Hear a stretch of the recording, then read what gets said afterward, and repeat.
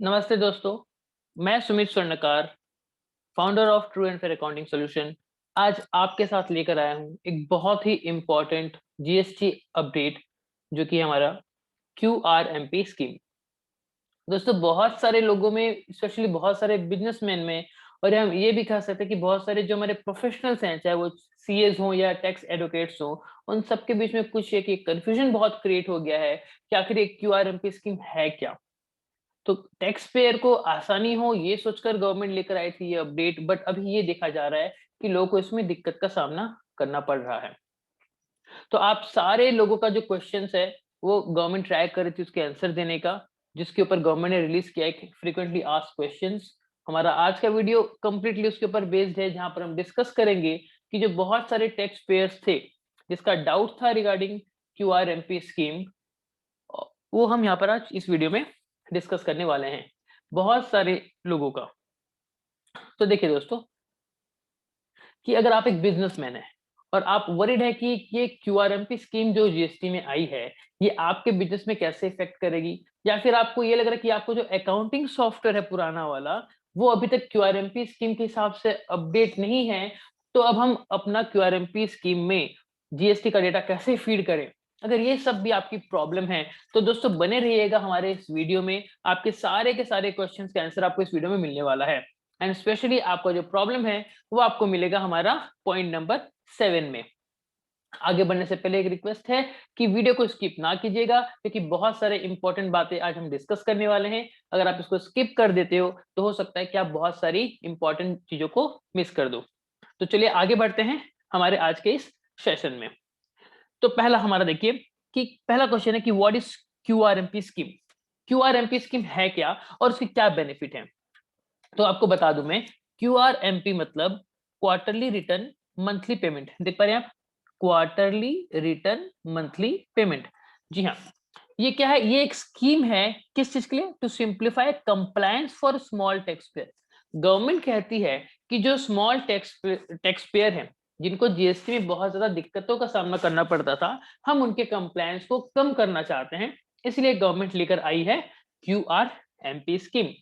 अब है क्या इसमें, जैसे इसका नाम खुद सजेस्ट करता है कि आप रिटर्न जो है वो क्वार्टरली भरना, लेकिन मंथली पेमेंट आपका टैक्स के अमाउंट का आप दे दो। ये कहता है ये क्यूआरएमपी स्कीम।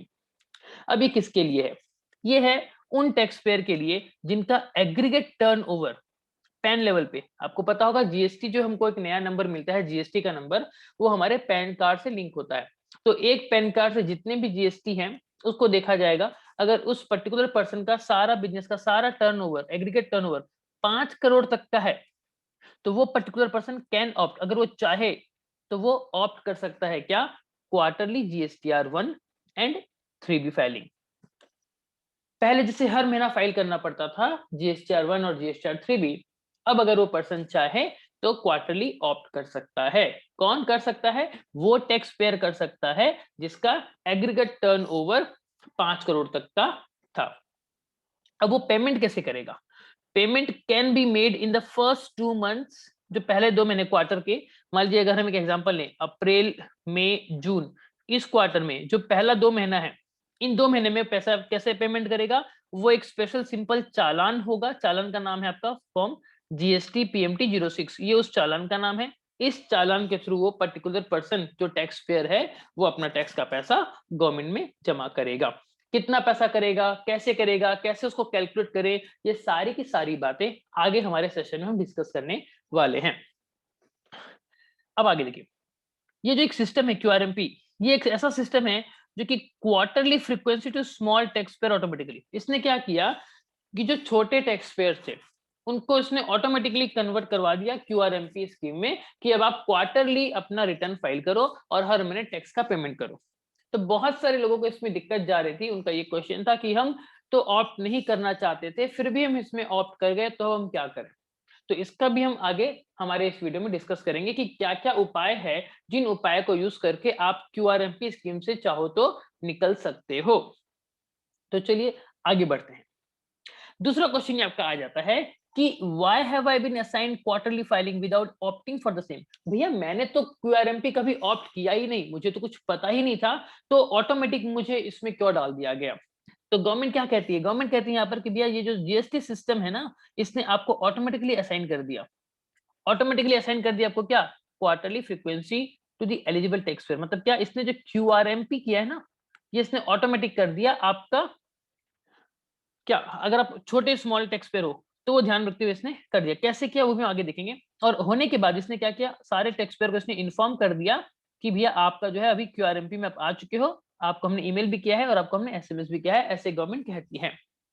तो बहुत सारे जो टैक्स पेयर इस वीडियो को देख रहे हैं, याद कीजिए आपके पास भी एक गवर्नमेंट का मैसेज आया होगा कि आपका क्यूआरएमपी में ऑप्ट हो गया है और आपको मंथली मंथली सिर्फ पेमेंट करना है और रिटर्न जो है आपको क्वार्टरली फाइल करना है। अगर आपने ऑप्ट नहीं भी किया हो तो गवर्नमेंट ने ऑटोमेटिक कर दिया था। कैसे किया, आपका पास्ट हिस्ट्री को देखते हुए गवर्नमेंट ने आपको क्यूआरएमपी स्कीम में डाल दिया। अगला क्वेश्चन ये आता है कि why have I been assigned quarterly frequency by system even when my aggregate turnover of PAN is greater than 5 crore. सीधा सीधा सा क्वेश्चन है कि भैया मेरा जो 5 करोड़ से ज्यादा का टर्नओवर मेरा है, why have I been assigned, मेरे को क्यों असाइन किया गया क्यूआरएमपी, जबकि मेरा पैन लेवल पे 5 करोड़ से ज्यादा का टर्नओवर था। ऐसा क्यों? पहले आप क्या कह रहे थे, पहले आप कह रहे थे कि सिर्फ उन लोगों के लिए है जिनका 5 करोड़ से कंपनी का टर्नओवर हो, और अभी आप कहते हो कि 5 करोड़ से ज्यादा है, फिर भी मेरा आ गया क्यूआरएमपी। बहुत सारे ऐसे टैक्स पेयर हैं जिनका 5 करोड़ से ज्यादा होने के बावजूद भी क्या हो गया, ऑटोमेटिक इसमें क्यूआरएमपी स्कीम में आ गया। उसके लिए गवर्नमेंट क्या कह रही है, गवर्नमेंट ये कहती है कि हमने जो टर्नओवर लिया है ना, टर्नओवर में डिटरमाइन किया, मालूम कैसा, हमने डिटरमाइन किया उन वैल्यू से जो वैल्यू आपने डिक्लेयर्ड किया है आपके टेबल 3.1 में।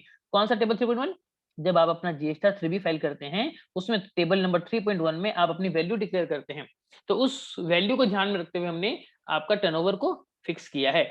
यहाँ पर उसने किसको इग्नोर किया, inward supplies attracting reverse charge, reverse charge की जो वैल्यू उसको उसने इग्नोर किया, और जो आपकी नॉर्मल सप्लाई है उसको इसने कंसिडर किया है।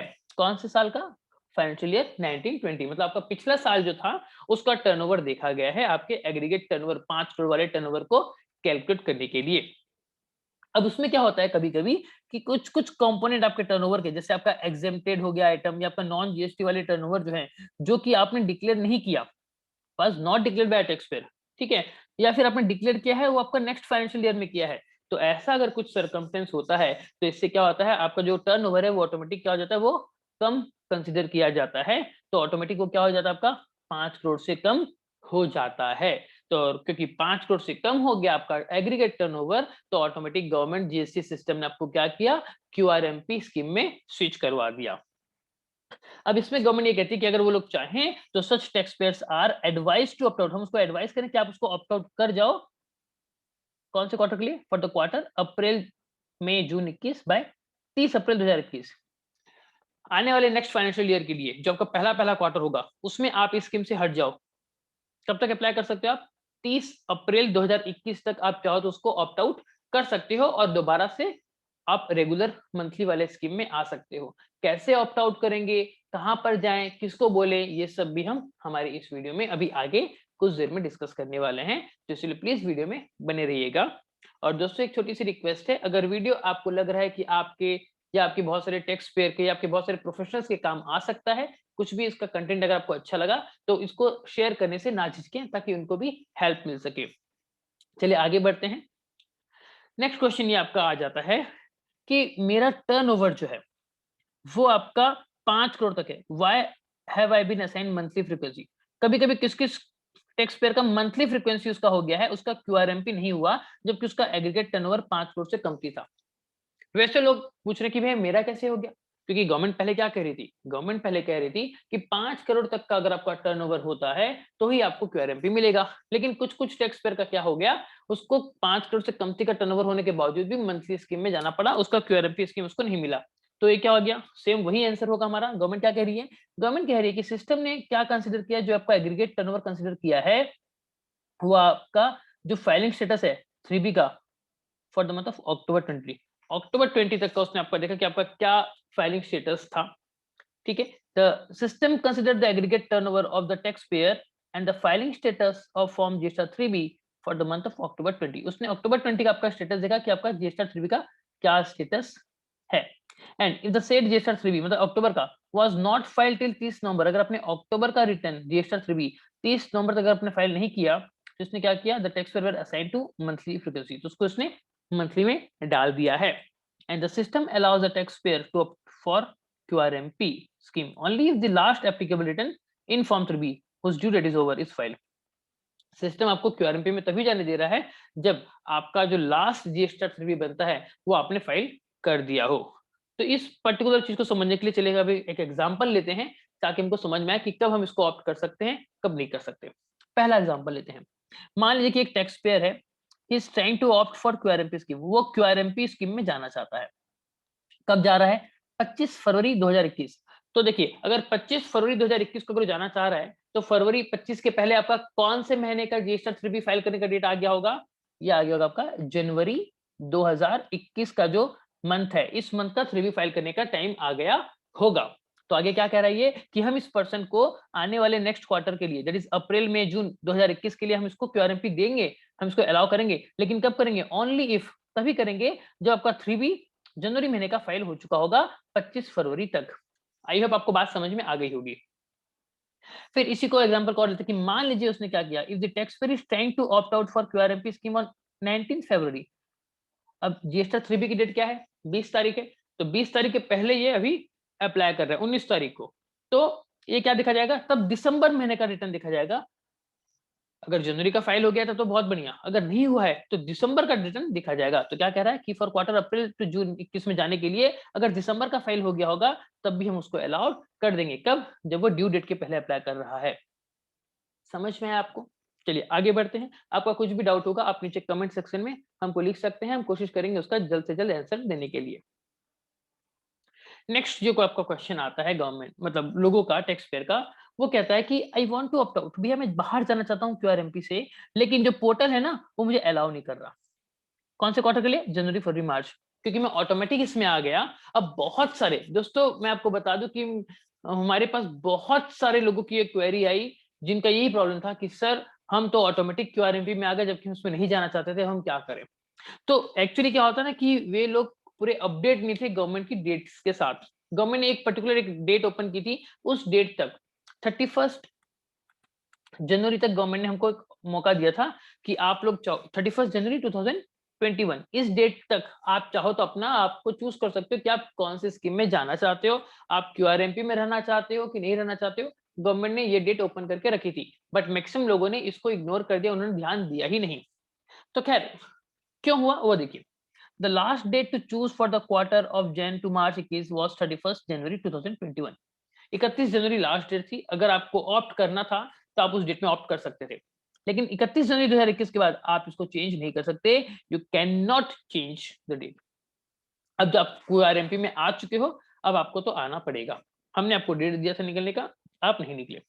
अब हाउएवर, लेकिन अगर आप चाहो तो नेक्स्ट आने वाले साल का जो पहला क्वार्टर है, that is quarter 1 of financial year 21-22, मतलब अप्रैल 2021 से जून 2021 का जो क्वार्टर है, इस पीरियड के लिए आपके पास मौका है, अगर आप चाहो तो QRMP स्कीम में जाओ या चाहो तो ना जाओ। द टैक्स पेयर में चेंज, वो चाहे तो चेंज कर सकते हैं उनका फाइलिंग फ्रीक्वेंसी, क्वार्टरली से मंथली में जा सकते हैं। तो भैया खुश हो जाइए, जिन लोगों का ऑटोमेटिक QRMP में चले गया है, बस 1-2 महीना आपको तकलीफ होगा, वो थोड़ा-सा मैनेज कर लीजिए, फिर ऑटोमेटिक आप अपने आप को अप्लाई कर दीजिएगा नॉर्मल स्कीम में आने के लिए, क्योंकि अगर आपको वो ज़्यादा सूटेबल लगे तो। कब से अप्लाई कर सकते हो? 1 फरवरी 2021 से लेकर 30 अप्रैल 2021, इतना पीरियड आपके पास है। फरवरी, मार्च और अप्रैल 3 महीने का समय आपको दिया है। इस 3 महीने के अंदर आप अपने आप को चूज करोगे कि आपको अगला जो फर्स्ट क्वार्टर है फाइनेंशियल ईयर का, उसमें आपको क्या करना है, मंथली जाना चाहते हो या क्वार्टरली जाना चाहते हो, आप बता देना। कहां पर बताओगे? GST पोर्टल पे बताओगे। GST पोर्टल में कहां पर जाना है वो चीज आगे वाली वीडियो में है, आप बने रहिए हमारे साथ। लेकिन once a frequency has been opted, अगर आपने एक तरीका ऑप्ट कर लिया कि हम मंथली में जाएंगे या क्वार्टरली में जाएंगे, तो it is applicable for all future period, तो आने वाले सारे फ्यूचर पीरियड के लिए एप्लीकेबल होगा, अनलेस चेंज, जब तक आप उसको फ्यूचर में चेंज नहीं करते। मतलब ये बहुत अच्छा एक ऑप्शन दे रहा है गवर्नमेंट आपको कि आप एक अभी इस क्वार्टर में QRMP में चलकर देखिए, अगर आपको सही लगा तो आगे भी QRMP कंटिन्यू कीजिए, लेकिन अगर आपको QRMP में सही नहीं लग रहा, आप रेगुलर में आना चाहते हो तो रेगुलर में आ जाइए उस क्वार्टर के पहले। अब आप रेगुलर में आ गए आप फिर अब रियलाइज कर पाए, कंपेयर कर पाए कि नहीं यार क्यूआरएमपी वाला ही सही था, तो नेक्स्ट क्वार्टर में आप फिर से क्यूआरएमपी में चले जाइए। तो ये आप स्विच कर सकते हो, ये गवर्नमेंट ने ओपन अभी रखा है। अगला क्वेश्चन बनता है जो कि बहुत बहुत बहुत ज्यादा इंपॉर्टेंट है, वो है आपका आईएफएफ। अब ये आईएफएफ क्या है और क्या इसके लिए कुछ एक्स्ट्रा कंप्लायंस हमको करना पड़ेगा क्या? जी हाँ दोस्तों, आपको बता दूं, जब से क्यूआरएमपी आया है एक नया टर्म सुनने में आ रहा है, वो है आपका आईएफएफ। लोगों के बीच में बहुत सारे कंफ्यूजन इसको लेकर, तो चलिए अब हम उसके ऊपर से पर्दा हटाते हैं, उसको डिस्कस करते हैं, उसको जो भी आपके डाउट है उसको हम क्लियर करते हैं। तो देखिए आईएफएफ क्या है? आईएफएफ है आपका इनवॉइस फर्निशिंग फैसिलिटी। जी हाँ, इनवॉइस फर्निशिंग फैसिलिटी, जैसे एक नाम ही कह रहा है ये कि आपको हम एक फैसिलिटी दे रहे हैं कि आप आपकी इनवॉइस जो है वो फर्निश कर सकते हो गवर्नमेंट के जीएसटी पोर्टल पे। और एक ऑप्शनल फैसिलिटी, ये कंपलसरी नहीं है, इट्स एन ऑप्शनल फैसिलिटी। आप चाहो तो इसको अपडेट कर सकते हो, इसको यूज कर सकते हो। ये कुछ भी एक्स्ट्रा एडिशनल कंप्लायंस बर्डन आपके ऊपर नहीं डालती है। ये क्या फैसिलिटी है? इट इज अ फैसिलिटी किसके लिए है? उन क्वार्टरली फाइलर्स के लिए जो लोग अपनी रिटर्न क्वार्टरली फाइल करते हैं, जो जीएसटीआर 1 3 महीने में एक बार फाइल करते थे। तो उनके जो सप्लायर थे, मतलब उनके जो कस्टमर थे, उन कस्टमर्स को इनपुट टैक्स क्रेडिट 3 महीने बाद मिलता था। तो अगर ये अभी चाहते हैं intent to pass the ITC, इनकी सेल्स का जो भी ये टैक्स का पैसा ले रहे हैं अपने कस्टमर से, उन कस्टमर्स को आईटीसी पास ऑन अगर करना चाहते हैं, तो ये हर महीने क्या कर सकते हैं, हर जो हमारे क्वार्टर के फर्स्ट 2 मंथ्स हैं, उस फर्स्ट 2 मंथ्स में ये अपना आईएफएफ फर्निश कर सकते हैं। अब आईएफएफ फॉर अ मंथ ये क्या है? ये एक्सपायर कर जाता है 13 तारीख के बाद। मतलब क्या? नेक्स्ट महीने का 13 तारीख तक इसका ड्यू डेट है। फॉर एग्जांपल अगर मान लीजिए अभी हम जनवरी महीने की बात करें, तो जनवरी महीने का आईएफएफ आप फाइल कर सकते हो कब तक? 13 फरवरी तक। 13 फरवरी इज द लास्ट डेट। अगर इसने 13 फरवरी तक अगर आपने आईएफएफ फाइल कर दिया, तब तो बहुत बढ़िया। लेकिन अगर 13 तारीख का 14 को अगर आते हो आईएफएफ फाइल करने के लिए, तो पोर्टल आपको अलाउ नहीं करेगा। तो नेक्स्ट ये can not be filed after this date. However जो कि हमारा अपना पर्सनल ओपिनियन बहुत ये है कि it is recommended to file toward future litigation. आप हर महीना इसको फाइल कर दीजिए अगर आपका कोई भी इनवॉइस है। और हाँ, इनवॉइस कौन सी करेंगे? सिर्फ B to B. B to B invoice को आपको डिटेल देना है, बी टू सी को आपको अभी नहीं देना। वो आप 3 महीने में एक बार जब आपका फाइनल जीएसटी 3 भी बनेगा तभी आप देंगे। अब क्या आईएफएफ फाइल करना मैंडेटरी है, ऑप्शनल है? जैसे अभी हमने बताया था, क्या ये एक ऑप्शनल फैसिलिटी है। ये कौन लोग यूज करते हैं? ये वो लोग यूज करते हैं जो अपना आईटीसी पास ऑन करना चाहते हैं। कौन नहीं करेगा? ऐसे टैक्स पेयर जिसको कोई जरूरत ही नहीं है जो अपना टैक्स क्रेडिट पास करे। मतलब बी टू सी, मान लीजिए अगर आपका सिर्फ बी टू सी है, बी टू सी सेल्स में आप कस्टमर्स को बेच रहे हो जिसको कोई इनपुट से कोई लेना देना ही नहीं है। अगर ऐसा कुछ सेल्स है तो आपको कोई जरूरत ही नहीं इसको फाइल करने की। Need not file IFF. ऐसे लोगों को कुछ भी जरूरत नहीं, क्यों फाइल करें आईएफएफ? वो क्या कर सकते हैं? दे में डिक्लेयर, वो डिक्लेयर करेंगे अपनी इस डिटेल को किसमें? आउटवर्ड सप्लाई के अंदर। कब करेंगे? जब अपना जीएसटी 1 डालेंगे। कब डालेंगे? क्वार्टरली डालेंगे। समझ में आपको? अब प्रॉब्लम आ जाती है बहुत तगड़ी कि सर आईएफएफ तो डालना है, गवर्नमेंट तो कहती है, हम डालें कैसे? हमारा जो एग्जिस्टिंग सॉफ्टवेयर है वो प्रॉब्लम करता है। हमारा जो एग्जिस्टिंग सॉफ्टवेयर है वो प्रॉब्लम करता है कि हम आईएफएफ कैसे डालें, वो अपडेट नहीं है। तो ऐसे में क्या करें? तो देखिए, बहुत सारे जो एग्जिस्टिंग सॉफ्टवेयर हैं वो अभी तक अपने आप को अपडेट नहीं कर पाए हैं, क्योंकि जो हमारा जीएसटी का नेचर है वो बहुत डायनामिक है। इस डायनामिक नेचर के कारण जो अकाउंटिंग सॉफ्टवेयर है जो मार्केट में चल रहे हैं वो अपने आप को अपडेट नहीं कर पा रहे हैं। और इसीलिए जो टैक्स पेयर है उसको दिक्कत जाती है। और काम किसका बढ़ जाता है? उस टैक्स पेयर का काम बढ़ जाता है। या फिर वो टैक्स पेयर अपना सारा डेटा किसी सीए या टैक्स एडवोकेट को देता है, तो उस टैक्स एडवोकेट या सीए का काम बढ़ जाता है कि अब वो डिटेल को रेडी करे और फिर गवर्नमेंट पोर्टल पे जाके आईएफएफ को डिटेल भरे। हाउएवर लेकिन हमने जो रिसर्च की उसमें हमने ये पाया कि जो एक accounting software, Busy accounting software, ये एक बहुत ही best business friendly accounting software है जो कि क्यूआरएमपी स्कीम के हिसाब से अपने आप को अपडेट कर चुका है। जी हाँ दोस्तों, ये आपका बिजी अकाउंटिंग सॉफ्टवेयर। ट्रस्ट में दोस्तों, जब से जीएसटी आया है, मैं आपको कह सकता हूं कि बिजी अकाउंटिंग सॉफ्टवेयर ने जितना मेहनत किया है अपने सॉफ्टवेयर के ऊपर ताकि उसके जो कस्टमर्स हैं जो उसको यूज कर रहे हैं उनको दिक्कत ना आए, और ये जीएसटी के साथ कंप्लीटली कंप्लायड है, बहुत इजी कर देता है आपके काम को। अगर आप इस सॉफ्टवेयर को लेना चाहते हैं तो यहाँ स्क्रीन पे दिए गए नंबर पे आप कॉल कर सकते हैं फ्री डेमो के लिए। चलिए अब आगे चलते हैं।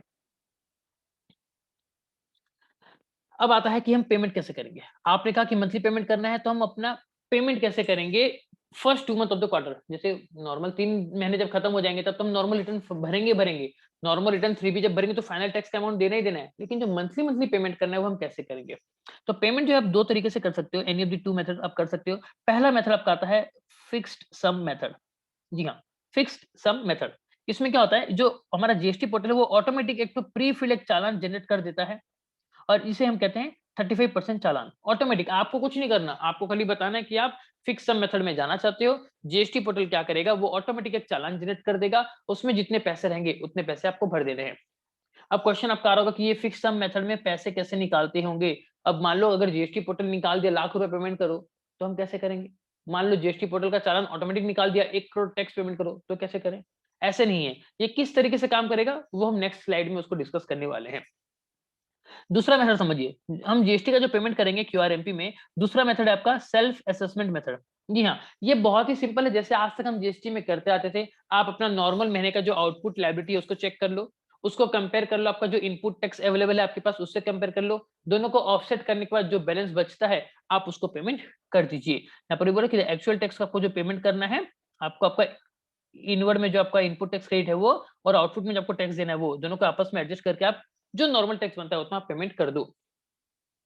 लेकिन इसमें सेल्फ असेसमेंट वाले में एक चीज ये है कि अगर आपका जो टैक्स का पैसा है अगर आप कम पे कर देते हो जितना बनना चाहिए था, तो उस केस में आपको इंटरेस्ट पेमेंट करना पड़ेगा गवर्नमेंट को। बहुत ही नॉमिनल अमाउंट रहेगा, ज्यादा कुछ बर्डन आपके ऊपर नहीं आएगा। पेमेंट कब तक करें? पेमेंट करना है आपको 25th of the next month. जी हाँ, अगर जनवरी महीना है, जनवरी 2021 है, तो इस महीने का आपको पेमेंट करना है कब तक? 25th फेब तक। 25 फरवरी के पहले आपको पेमेंट कर देना है। समझ में आया?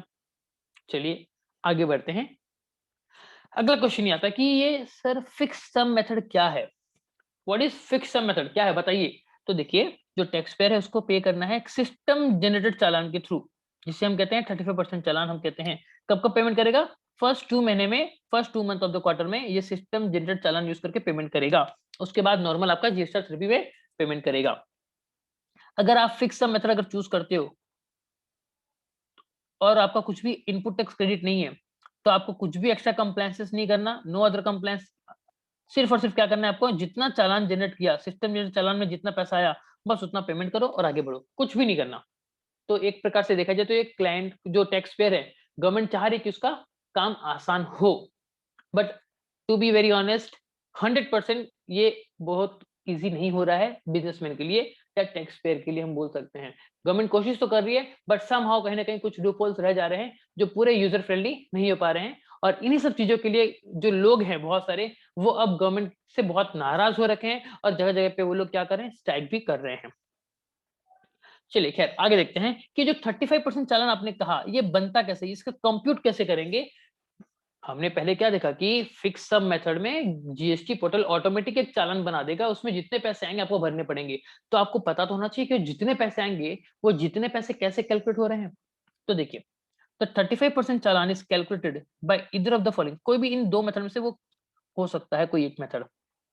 बहुत इंपॉर्टेंट है, अब एकदम ध्यान से देखिएगा।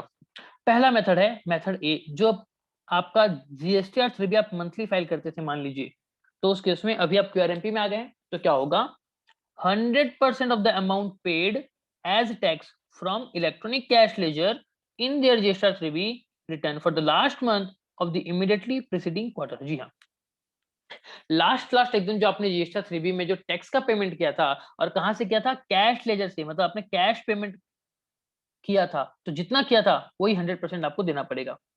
समझ में आया? मान लीजिए आपके पास पिछले साल, पिछले क्वार्टर का मतलब पिछले मंथ में आपका आउटपुट था, 1000 रुपए का, आपका इनपुट था 800 रुपए का, तो नेट आप कितना दोगे, कैश पेमेंट करोगे, 200 रुपए आप कैश लेजर में डाल के पेमेंट करोगे।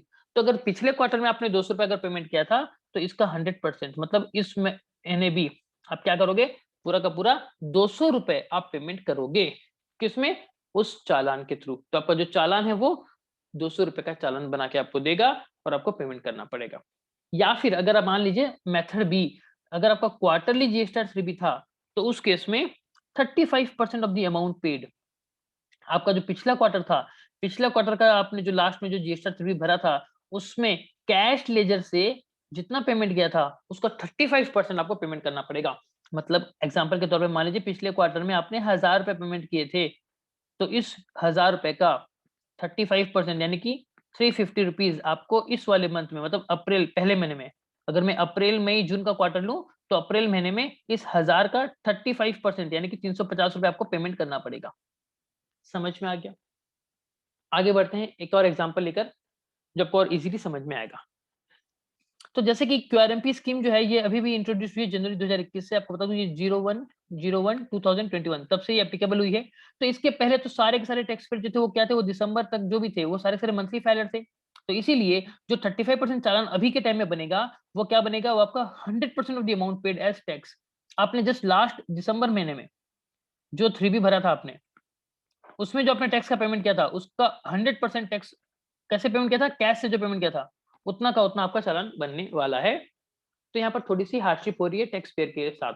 अगर आप गौर से देखें, देखिए गवर्नमेंट तो क्या है, वो तो एसी केबिन में बैठ के रूल बना दे रही है, आराम से बैठ के रूल बना दे रही है, बट ग्राउंड लेवल पे जो दिक्कतें आ रही हैं उसका भी उनको सोचना चाहिए। तो मैं रिक्वेस्ट करता हूँ गवर्नमेंट के सारे ऑफिसर लोग से, जो भी इस वीडियो को देख रहे हैं, कि आप एक आम टैक्स पेयर की बात को समझिए और प्लीज इसके ऊपर कुछ चेंजेस ऐसे लाइए जो एक्चुअल में बहुत ईजी हो उस पर्सन के लिए, उस टैक्स पेयर के लिए, ताकि वो बिजनेस अच्छे से कर सके। आगे देखिए, एक एग्जांपल लेते हैं कि जो मेथड ए है उसमें हम पेमेंट कैसे करेंगे। तो एग्जांपल 1 लेते हैं मेथड ए का, जहां पर 100% of tax paid by cash in last 3 में जितना आपने टैक्स पे किया था उसका आपको चालान बनेगा अभी ऑटोमेटिक। कैसे, देखिए टैक्स पेयर ने क्या किया था पिछले क्वार्टर में 5500 रुपए, मतलब सॉरी लास्ट 3 में 5500 रुपए का पेमेंट किया था। आईजीएसटी मान लीजिए 2000 का पेमेंट किया था, सीजीएसटी 1000 का पेमेंट किया था और एसजीएसटी 2500 का पेमेंट किया था। अगर टोटल मिला दे तीनों को तो ये कितना हो गया, 5500। 5500 का पेमेंट किया था, कब किया था, इन मंथली 3B। कौन सा मंथली, दिसंबर 2020 का मंथली 3B में उसने 5500 का पेमेंट किया था। तो अभी इस मंथ जो हमारा जनवरी फरवरी मार्च का जो क्वार्टर होगा, इस क्वार्टर का जो जनवरी महीने का जो उसका जो बनने वाला है चालान, 35% ऑफ द चालान, वो कितना आ जाएगा इस क्वार्टर के लिए, वो आपका आ जाएगा 5500 पूरा 100%। वो भी सेम हेड, मतलब आईजीएसटी में 2000, सीजीएसटी में 1000, एसजीएसटी में 2500, पूरा का पूरा 100%। ये कब हो रहा है, जब 3B आपका मंथली फाइल हो रहा था तब। अब देखते हैं नेक्स्ट एग्जांपल, जो हमारा मेथड बी है, बहुत इंपॉर्टेंट है, ध्यान से देखिएगा। अगर आपको ये एग्जांपल समझ में आ गया तो क्यूआरएमपी स्कीम आप चुटकी में अपने बिजनेस के ऊपर इंप्लीमेंट कर पाएंगे। ये क्या है, ये है आपका 35% of the tax paid by cash in the last 3B। Last quarter का जो आपने 3B फाइल किया था, लास्ट क्वार्टर का जो आपने 3B फाइल किया था उसमें जितना पेमेंट किया उसका 35% आपको इस महीने पेमेंट करना है। तो देखिए लेट सपोज एक एग्जांपल लेते हैं, लास्ट महीने लास्ट क्वार्टर में आपने पेमेंट किया था 7000 रुपए, कैसे, आईजीएसटी का 1000 रुपया, सीजीएसटी का 2000 और एसजीएसटी का 4000 रुपया, इतना आपने पेमेंट किया। कब किया, क्वार्टरली 3B में, कौन से क्वार्टर का, जनवरी फरवरी मार्च का जो क्वार्टर था, इस क्वार्टर में आपने 7000 पेमेंट किया।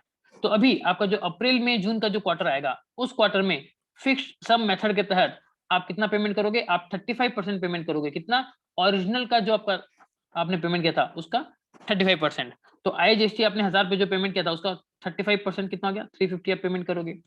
जो सीजीएसटी आपका 2000 का पेमेंट हुआ था पिछले क्वार्टर में उसका 35% यानी कि 700 रुपए पेमेंट करोगे। और जो एसजीएसटी की 4000 पेमेंट हुआ था उसका 35% यानी कि 1400 रुपए, कुल मिलाकर 2450 रुपए का आपको अभी पेमेंट करना पड़ेगा। ये कैसे होगा, ये सिस्टम, आपको टेंशन नहीं लेना, ये सिस्टम क्या करेगा, ऑटोमेटिक ये चालान बना के देगा, ऑटोमेटिक, आपको कुछ करना ही नहीं है। उम्मीद करता हूं आपको ये चीज समझ में आ गया होगा कि उसका पेमेंट हम कैसे करेंगे। अब आगे देखिए कि जो B2C सप्लाई है हम इसको कैसे डिक्लेयर करें, क्या मेरे को डिक्लेयर करना है क्या, मैं अगर ऑप्ट करता हूँ क्यूआरएमपी में, तो देखिए सीधी सी बात है, जो आप अनरजिस्टर्ड पर्सन को सप्लायर देते हो उसको आपको not required to be declared, आपको उसको आईएफएफ में डिक्लेयर नहीं करना। इट मींस आईएफएफ में, जैसे अभी हमने कुछ देर पहले डिस्कस किया था, सिर्फ और सिर्फ B2B की इनवॉइस को डिटेल आपको देना है। अब इसको B2C को डिटेल कहाँ पर दोगे, जब आप डिक्लेयर करोगे ना आपका जीएसटी 3 क्वार्टरली बेसिस पे, तब आप इसका टोटल समरी दे दोगे कि आपने इस क्वार्टर में B2C को कितने रुपए का सामान बेचा, उसके ऊपर टैक्स का कितना रुपया है। अब अब प्रॉब्लम ये आती है कि मैंने जो आईएफएफ में जो इनवॉइस दी है और जो अपना क्वार्टरली जीएसटी में जो मैं इनवॉइस दूंगा और क्वार्टरली 3B भी डालूंगा, तो इन सब के बीच में जो वैल्यूज है उसको मैं रिकंसाइल कैसे करूं, हाउ विल आई रिकंसाइल। बहुत दिक्कत आती है यहाँ पर लोगों को। तो रिकंसिल करने के लिए गवर्नमेंट क्या बोल रही है कि गवर्नमेंट बोलती है हम आपको प्रोवाइड करेंगे 3B ड्राफ्ट 3B, हम खुद एक तो बना के देंगे 3B आपको। उसमें हम क्या क्या चीज को कवर करेंगे, उसमें हम देखेंगे कि आपको जो लायबिलिटी है जो आपको पे करना है उसको हम कंसिडर करेंगे। साथ ही साथ हम उसको कैसे बना रहे हैं, हम उसको बना रहे हैं आपके जीएसटी 1 के बेसिस पे जो आपने डिक्लेयर करी है उसके बेसिस पे। साथ ही साथ आपने जो आईएफएफ में जो डिटेल डाला था, जिन जिन इनवॉइस का डिटेल डाला था, हम उसको भी यहाँ पर कंसिडर करेंगे। यानी कि जो डेटा आपने डाला सबको हम कंसिडर करेंगे। एंड जो सिस्टम कंप्यूटेड वैल्यू बनेगा उसके अंदर क्या होगा, वो ऑटो पॉपुलेट होगा आपका क्वार्टरली रजिस्टर 3B में। सारा का सारा गवर्नमेंट क्या कर रही है, आपको एक ड्राफ्ट ऑटोमेटिक बना के दे रही है। उतनी वैल्यू को आप अपना एक्चुअल वैल्यू से मैच कर लो ताकि आपको एक रेफरेंस मिल जाए और फिर आप आगे इसको रिकंसाइल कर सकते हो। अब ये क्वेश्चन आता है कि हम आईटीसी कैसे क्लेम करेंगे। बहुत ही सिंपल है। How do I claim ITC for the first 2 month of the quarter. अब अगर आप मान लीजिए कि आईटीसी कैसे क्लेम करें, उसके ऊपर क्वेश्चन अगर पूछ रहे हो तो गवर्नमेंट कहती है कि जो पहले 2 महीने हैं, the first 2 month of the quarter, आपको कोई डिक्लेरेशन देना ही नहीं है। No declaration to ITC is required to be made. आपको बताना नहीं है गवर्नमेंट को कि भैया मेरा इनपुट टैक्स कितना है। No declaration. कैसे करोगे, the available ITC for the entire quarter, पूरे क्वार्टर का जो है वो आपको अवेलेबल करवा दिया जाएगा। कब, जब आपका क्वार्टरली 2B बनेगा। जी हाँ, सिस्टम ऑटोमेटिक आपका हर 3 महीने में क्वार्टरली 2B बना देगा। वहां पर जितना आपका एलिजिबल आईटीसी रहेगा, जितना अवेलेबल रहेगा, वो सारा वहां पर आपको प्रोवाइड करवा दिया जाएगा। साथ ही साथ क्या कह रहा है कि this quarterly facility will be addition to the form to be being made available on monthly basis. जी हाँ, गवर्नमेंट ये जो 2B है ना, इसको मंथली बेसिस पे भी आपको दे रही है ताकि आप उसको सेल्फ असेसमेंट के लिए यूज कर सकते हो। जैसे मैंने आपको बताया था कि QRMP स्कीम के अंदर आप 2 तरीके से पेमेंट कर सकते हो, एक आपका फिक्स्ड सम मेथड, दूसरा आपका सेल्फ असेसमेंट मेथड। तो सेल्फ असेसमेंट के लिए आपको पता होना चाहिए कि आपके पास इनपुट कितना था। तो सेल्फ असेसमेंट के लिए आप मंथली 2B देखोगे, आपका मंथली आउटपुट देखोगे, मंथली 2B से उसका इनपुट माइनस कर दोगे, जो बैलेंस बचेगा वो आप पेमेंट कर दोगे। तो आप ये मंथली 2B को हर महीने भी यूज कर सकते हो आपकी लायबिलिटी का पेमेंट करने के लिए। अगला क्वेश्चन ये आता है कि अब हम दोबारा से अगर हम मंथली फाइलर बनना चाहें तो हम कब कर सकते हैं। तो देखिए आपको क्या करना है, बहुत ही सिंपल है। अगर गलती से आप QRMP में आ गए हो, अब आप दोबारा नॉर्मल वाले स्कीम में जाना चाहते हो, या फिर आप नॉर्मल थे और QRMP में जाना चाहते हो, इस चीज को आप कब करोगे, कैसे करोगे। तो आपको जीएसटी पोर्टल पे लॉगिन करना है आपका आईडी पासवर्ड डाल के। वहां पर सर्विसेज टैब के अंदर आप जाओगे, रिटर्न वाले पार्ट के अंदर, वहां पर आपको एक ऑप्शन दिखेगा opt in for quarterly return, यहाँ पर आपको क्लिक करना है। और उसके बाद यहाँ पर आपको एक डेट का टेबल हमने प्रोवाइड करवाया है। आप यहाँ पर देख लीजिए कि आपको किस क्वार्टर में चेंज करना है और उस क्वार्टर में चेंज करने के लिए लास्ट डेट कब है। अगर मान लीजिए आप जनवरी फरवरी मार्च वाले क्वार्टर में अगर चेंज करना चाहते हैं तो आपके पास समय कब से है, आपके पास समय था 1 नवंबर से लेकर 31 जनवरी तक का समय। लास्ट डेट क्या थी, 31 जनवरी। यानी कि अभी अगर जनवरी में अगर आपको ऑप्ट करना था तो आपके पास टाइम क्या थी, जनवरी 31 की थी, जो कि जा चुकी है।